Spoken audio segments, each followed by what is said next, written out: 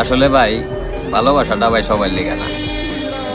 আমি আমার জীবন থেকে একটা জিনিস দেখছি, যারা অনেক করে কোনো মানুষকে চাইছে ওই মানুষটা কখনো ওই মানুষটারে পায় নাই। আর যারা বেশি জিনিস মনে করো ত্যাগ করে নাই, বেশি কষ্ট করে নাই, ওরাই মনে করো যে ওর প্রিয় মানুষটারে পাইয়া গেছে। আমি আমার জীবনে বহুত দেখছি যে আমি অনেক কষ্ট করছি, অনেক কিছু ত্যাগ করছি, অনেক কিছু স্যাক্রিফাইস করছি, কিন্তু পাইনি। আবার আমি অনেক রিয়েল লাভ দেখছি, মানে ওইরকম কোনো কষ্টই করে নাই, মানে কোনো কষ্ট নেই, কিন্তু প্যারাই নাই।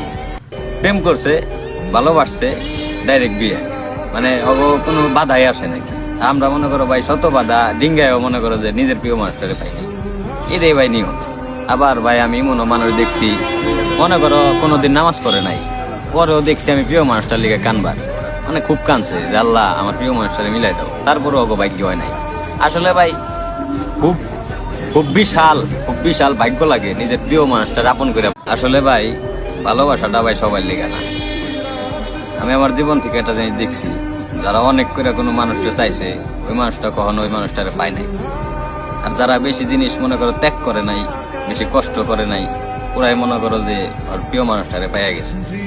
আমি আমার জীবনে বহুত দেখছি যে আমি অনেক কষ্ট করছি, অনেক কিছু ত্যাগ করছি, অনেক কিছু স্যাক্রিফাইস করছি, কিন্তু পাইনি।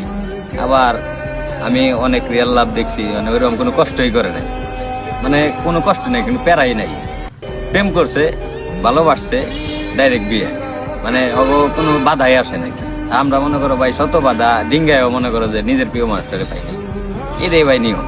আবার ভাই আমি মানুষ দেখছি মনে করো কোনোদিন নামাজ পড়ে নাই, পরেও দেখছি আমি প্রিয় মানুষটার লিগে কানবার, মানে খুব কানছে যে আল্লাহ আমার প্রিয় মানুষটারে মিলাই দাও, তারপরেও অগো ভাগ্য হয় নাই। আসলে ভাই খুব খুব বিশাল ভাগ্য লাগে নিজের প্রিয় মানুষটার আপন করে।